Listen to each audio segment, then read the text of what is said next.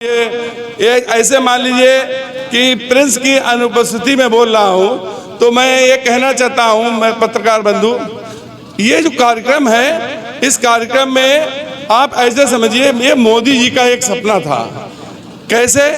एक बड़े आदमी के घर में चूल्हा जलता था गैस का, एक गरीब आदमी के घर में चूल्हा जलता था लकड़ी का, और उनको झेलना पड़ता था। हमारे माननीय प्रधानमंत्री जिस जगह से आए हैं, उनको शायद ये लगा होगा कि ये भेदभाव है, तो उन्होंने इसको बराबर करने की योजना से आपको फ्री गैस योजना अंतर्गत दिया, बड़े आदमी खरीदे और हमारे सामान।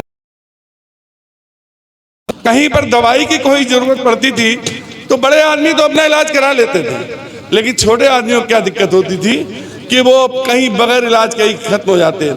उसके तहत उन्होंने आयुष्मान योजना चालू की।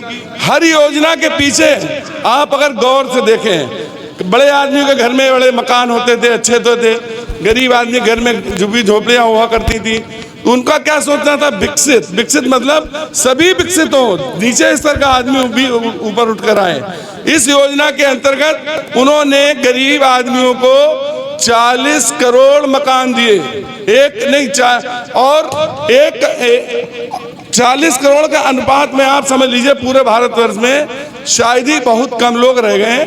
ये योजना इसलिए निकाली गई है, ये यात्रा इसलिए निकाली गई, जो लोग रह गए हैं, जो लोग गलती से छूट गए हैं, उनको अब कैसे मिले। तो ये जागृत करने के लिए ये सरकारी राष्ट्रीय कार्यक्रम है जो हर नगर पंचायत, नगर पालिका और नगर महापालिकाओं से निकलेगा।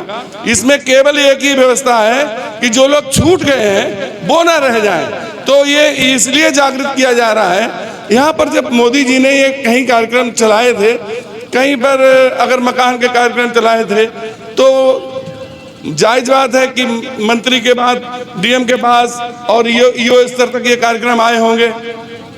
जिस समय ईओ ने ये प्लानिंग की कार्यक्रम चलाए, उनको उस समय एहसास नहीं होगा हमसे क्या कराया जा रहा है, बेकार में काम कराया जा रहा है। लेकिन आज ईओ साहब बैठी हैं, उनको कम से कम ये गर्व महसूस होता होगा कि उनके माध्यम से सिलेंडर बांटे जा रहे हैं, और उनको भी हर्ष होता होगा कि हमारे गरीब साथियों के सिलेंडर दिए जा रहे हैं। ये है हमारे प्रधानमंत्री जी की सोच।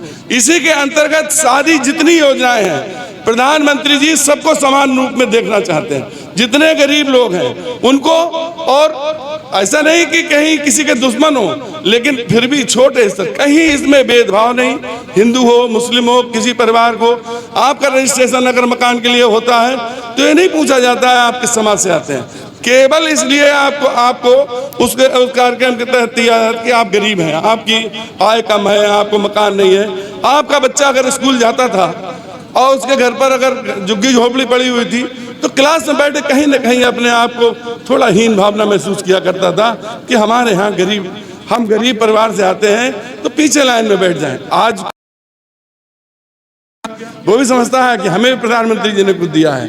इस योजना के अंतर्गत सबको बराबर जिस तरीके से उठाया जा रहा है, और हमारे प्रधानमंत्री जी का कहना है ये 25 वर्ष का जो कार्यक्रम है, ये 25 वर्ष में इस तरह विकसित होगा कि आप ये नोट कर लीजिए कि हमारे भारतवर्ष में गरीबी नाम की कोई चीज नहीं रह जाएगी। अगर हमारे माननीय प्रधानमंत्री जी कहीं पर, मोदी जी कहीं पहले आ जाते हैं, तो आप समझ लीजिए हम लोग कहाँ होते। और अब समझ लीजिए 5-10 वर्षों में कहाँ पर हैं हम लोग, तीसरी बार 15 वर्ष में कहाँ पर हो गई हमारी जनता।